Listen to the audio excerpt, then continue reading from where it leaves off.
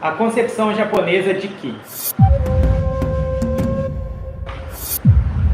Acredito que a sensação corporal de Ki está comumente presente na experiência humana, mas que a forma tomada pela interpretação dessa sensação varia de cultura para cultura.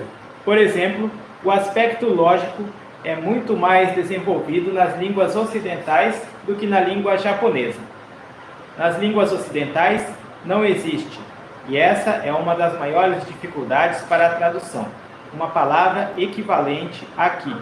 Em japonês, esse termo abrange várias sensações e impressões que são misteriosas, vagas e intangíveis, que tocam algo na parte mais profunda do nosso ser, algo que está conectado a um nível de compreensão que é provavelmente arcaico ou reprimido.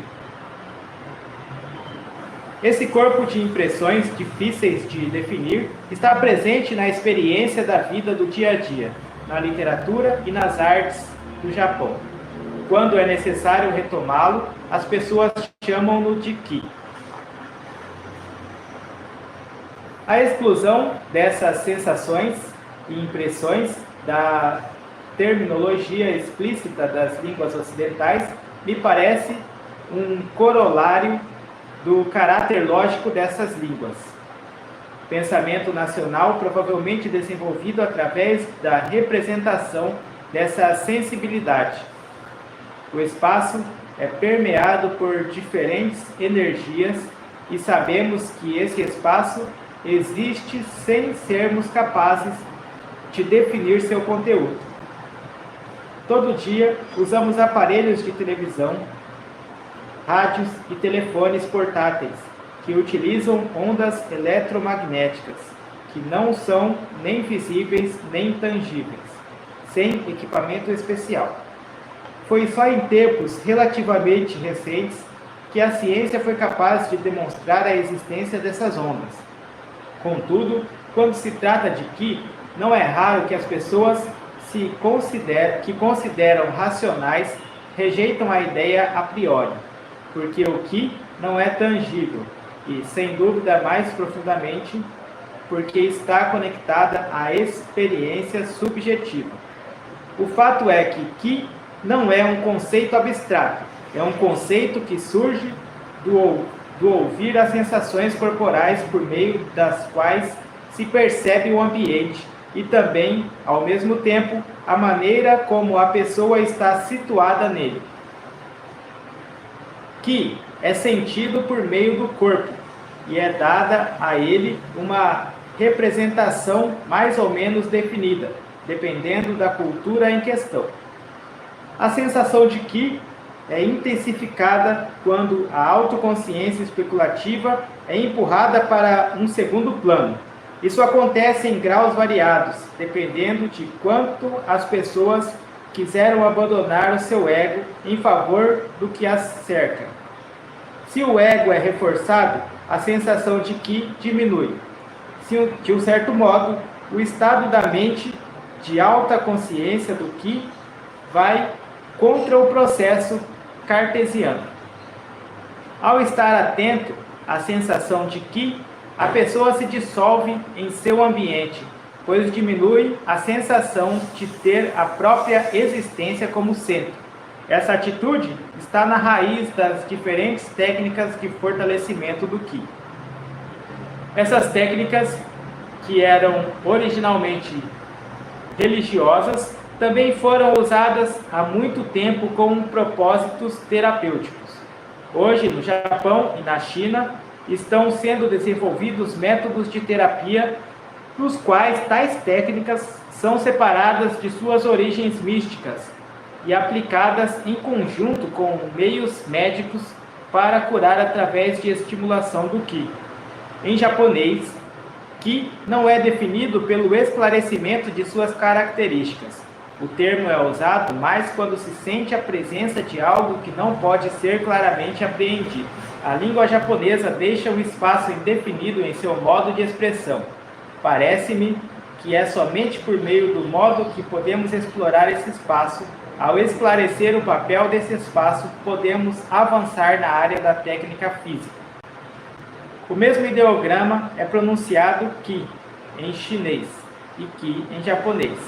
Mesmo que o significado seja similar, em sua maior parte, há certas diferenças entre a ideia japonesa de Ki e a ideia chinesa de Ki. Em ambos os países, existiram disciplinas destinadas a desenvolver a capacidade para o Ki, ou Ki. Por longo tempo, essas foram propagadas desde os anos 1970 sob o nome de Qigong em chinês e Qigong em japonês. No presente trabalho, vou me limitar a tentar esclarecer o conceito japonês de Ki, tal como se explica ao domínio das artes marciais. De acordo com o pensamento japonês, Ki é uma entidade que torna possível a vida e a existência das coisas no universo. É, portanto, mais do que energia vital. Como é geralmente traduzida, Ki existe como é, portanto, mais do que energia vital, como é geralmente traduzido. Ki existe nas coisas que nos parecem desprovidas de vida orgânica, como as pedras, e também em fenômenos naturais como o vento ou a chuva. Ki também reside nas montanhas, no mar, etc. Visto dessa maneira, Ki parece como uma extensão do primitivo pensamento animista. Contudo, hoje, quando a civilização é confrontada com um conjunto de diferentes problemas, incluindo a destruição do ambiente natural, essa linha de pensamento, rejeitado por um tempo como arcaico, está agora levantando novas questões. Atualmente, existem diversas tendências que tentam recuperar qualidades do ser humano que parecem ter sido perdidas no curso do progresso. Não há dúvidas de que a acuidade de nossos sentidos, de audição, olfato, tato e visão, que desempenham um papel vital no passado distante, ficou entorpecida quando nossos sentidos foram suplantados por dispositivos materiais. Isso levantou questões sobre outras capacidades perceptivas que os humanos modernos podem ter perdido e provocou o interesse por diferentes métodos de conseguir bem-estar. Uma pesquisa feita nessa área trouxe à luz capacidades perceptivas corporais esquecidas e levou à descoberta de um novo nível de percepção, tornando acessível pelos avanços científicos. Foram feitas muitas tentativas de encontrar explicações científicas para os mistérios escondidos do ser humano.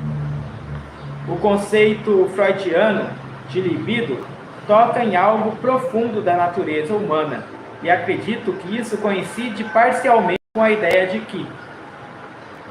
Na perspectiva que se desenvolveu no Japão, estudar ou desenvolver Ki na prática do Budô, ou Kiko, consiste em tornar-se sensível ao Ki no próprio corpo como um todo, então ao fenômeno externo do Ki e finalmente ao Ki do universo. Isso implica ser permeável ao Ki do universo e sentir que o corpo é parte do universo preenchido de Ki. Quando a sensação de Ki está suficientemente desenvolvida, o Ki do corpo está em harmonia com o Ki do universo. Os vários métodos de Ki são métodos por meio dos quais as pessoas procuram tornar-se permeáveis à realidade do Ki universal. O último estágio da prática do Ki é Furen Shuten, no qual o corpo torna-se permeável ao Ki, no grau mais alto possível. Nesse ponto, se tem a maestria sobre o Ki, sem a mais leve intenção, há uma comunicação livre com o Ki universal, sem precisar de exercícios. Vive-se com Ki. Esse é o estágio mais alto, o ideal perseguido por aqueles que praticam Kiko. A ideia de Ki universal pode se tornar compatível com o pensamento ocidental somente com dificuldade, mas como sublinhar que implícita ou explicitamente ela é essencial com a concepção japonesa de ki. Sem atingir o ponto de Furen Shuten, quando desenvolvemos suficientemente nossa sensibilidade ao ki, nos tornamos conscientes de que nossa atividade mental é inseparável daquela do ki. Nesse nível, podemos sentir uma correlação entre as palavras e o ki, em conexão com as palavras, que está sujeito a pressões mais ou menos paradas.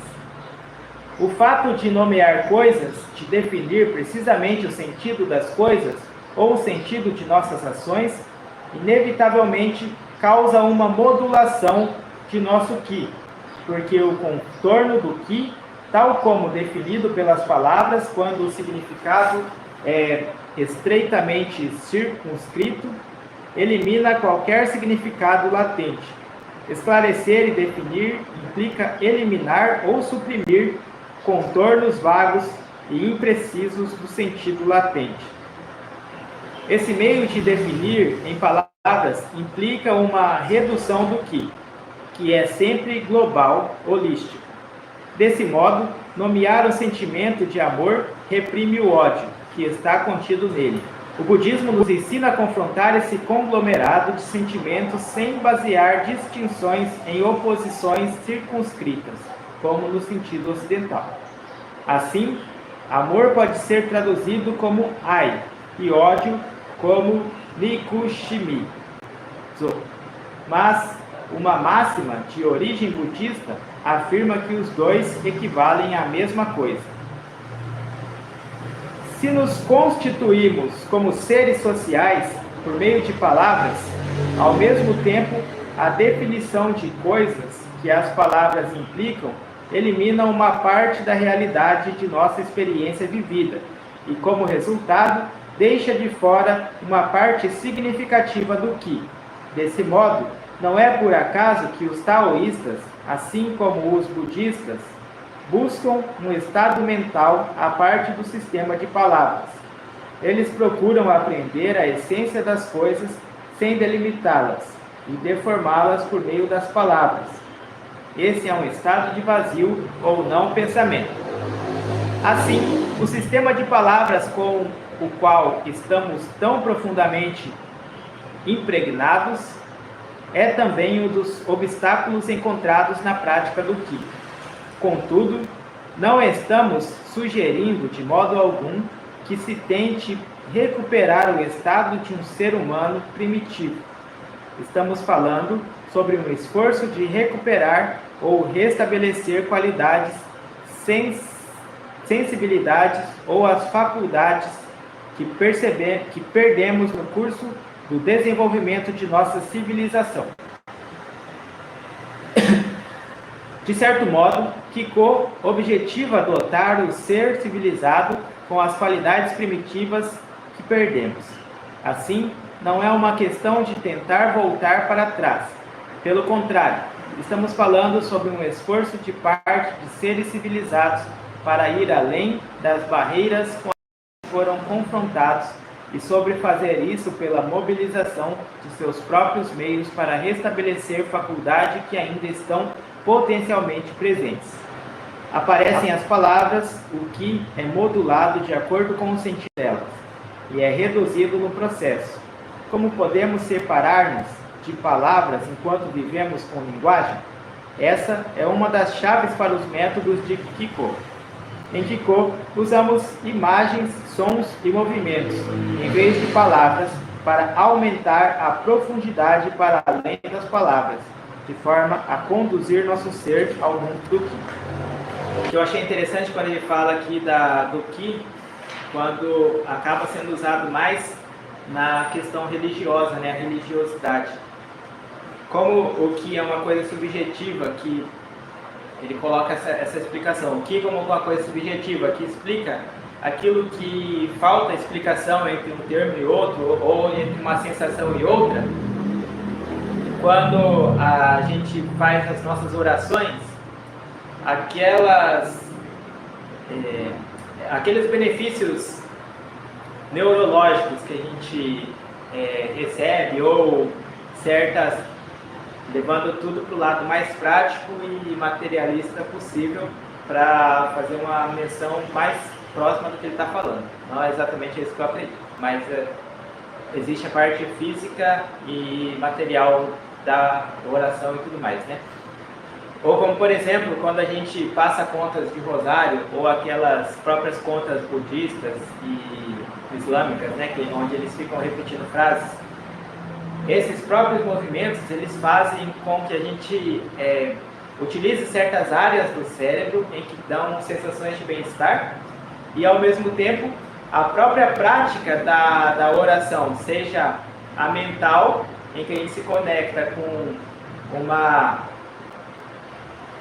uma coisa, entre aspas, transcendente, a gente se conecta com o transcendente, com o além de nós, e ao mesmo tempo a gente usa sensações em que dão aquela sensação de bem-estar, né? Como, por exemplo, passar a conta de um rosário, por exemplo. E talvez você não saiba, mas o movimento de passar vídeos de Reels e TikTok, ele causa a mesma sensação, né? Então, existe isso, né, no nosso ser, assim, de movimentos físicos e a própria oração, seja a vocal, como por exemplo uma meditação budista em que a gente fica repetindo frases e a gente fica ouvindo aquela repetição de frases quase como um unissono, num som grave, aquilo causa uma sensação na gente e vai acabar causando uma sensação de bem-estar e uma melhora até mesmo física, né? Uma melhora mental e física na gente. E aí a gente pode dizer uma melhora espiritual também. Porque a repetição e a audição daquelas orações já automaticamente causa algo dentro de você. E aí, assim eu entendi quando eu li ele falando sobre o Ki. Agora eu não sei se é exatamente disso que ele estava falando. Porque mais pra frente, ele vai falar, ele pratica Kendo, ele é mestre em Kendo. E ele usa a ideia do Ki como o sentimento, ou a sensação, ou a antecipação da luta. Então, quando você está conectado com o seu adversário, com o seu colega de treino na luta, entre aspas, assim, a premonição dos movimentos, esse é o Ki. Então, quando você avança para contrapor um golpe que você sabe que vai vir, esse é o Ki. Então, esse pré-ataque da luta é o Ki, na arte marcial, na luta em si, né? Então, e ele diz assim, né, que o Ki é o que preenche aquilo que não é explicado. Então, o golpe você explica. No Karatê, por exemplo, eu faço a postura Senkutsu Dachi, a base de ataque frontal, avanço no Oizuki. Então, estou na postura de ataque, dou um soco. Eu perceber que esse era o momento certo de dar o soco, é o Ki. Assim ele explica. E o adversário perceber que esse era o momento de se afastar e fazer uma defesa, um Sotoruke, por exemplo, é o Ki. Essa coisa que está entre a ação, entre a ação e a não ação, é o Ki. O conteúdo do combate no Kendo. Para superar os obstáculos culturais e obter a chave para o Budo, é necessário cultivar nossa sensibilidade para a sensação de Ki e permitir que sejamos guiados em amplitude e profundidade por essa sensação, através das técnicas físicas de combate. O aprendizado do Kendo é exemplar para uma exploração do Ki, por meio da técnica de treinamento progressivo. No Kendo, inicialmente, o estudante aprende que o Ki, de um modo simples, pela expressão Ki Kentai Ichi, que designa a intenção simultânea do Ki, espada e do corpo na técnica de golpear. Com o passar dos anos, o praticante de Kendo irá aprender quão importante é tomar a ofensiva durante o combate. Um dos métodos básicos para chegar a isso é Semi. Essa noção complexa merece uma explicação, porque na prática, o nível do praticante se reflete diretamente na qualidade da Semi do praticante. Semi significa literalmente ofensa, no sentido de uma ofensa no nível mental, e não no sentido de um gesto ofensivo físico. Contudo, Semi consiste no movimento de ataque ou na simulação dele. Aqui aparece um tipo de oposição entre o corpo e a mente que é apreciavelmente diferente da clássica oposição ocidental entre eles. Chamarei isso de dualismo japonês. A mente guia o corpo, mas, em certo momento, a situação pode ser revertida. Em termos mais gerais, a pessoa pode alcançar a mente através do corpo, e a mente é capaz de ser fortalecida pela prática física. Além disso, se o corpo, guiado pela mente, consegue realizar um determinado avanço significativo, coloca-se no mesmo plano que a mente, a tal ponto que se pode falar de uma fusão de corpo e mente. Além disso, se o corpo, guiado pela mente, consegue realizar um determinado avanço significativo, coloca-se no mesmo plano que a mente, a tal ponto que se pode falar de uma fusão de corpo e mente. Nessa base, seu corpo pode conquistar a mente de outra pessoa. Praticantes de artes marciais que ultrapassaram certos limites, ou monges que praticaram certos exercícios físicos atléticos, conseguem essa fusão e vários métodos foram elaborados para conseguir isso. Na crença japonesa tradicional, é normal considerar que os grandes mestres são capazes de exercer poder sobre espíritos ou demônios que uma pessoa comum seria incapaz até de enfrentar. Essa concepção tem um papel definido nas artes marciais japonesas. Traz à tona a ideia de que, a fim de obter uma conquista fisicamente, é necessário primeiro conquistar a mente, pois é através da conquista do corpo que se pode conquistar totalmente a mente. Semi se expressa em movimentos, mas estes objetivam primeiramente atingir a mente do seu oponente. Durante o aprendizado do Kendo, a pessoa começa. O combate mais importante tem lugar nessa troca de aparência não ser particularmente dinâmica. Aqui encontramos o significado da famosa máxima. Não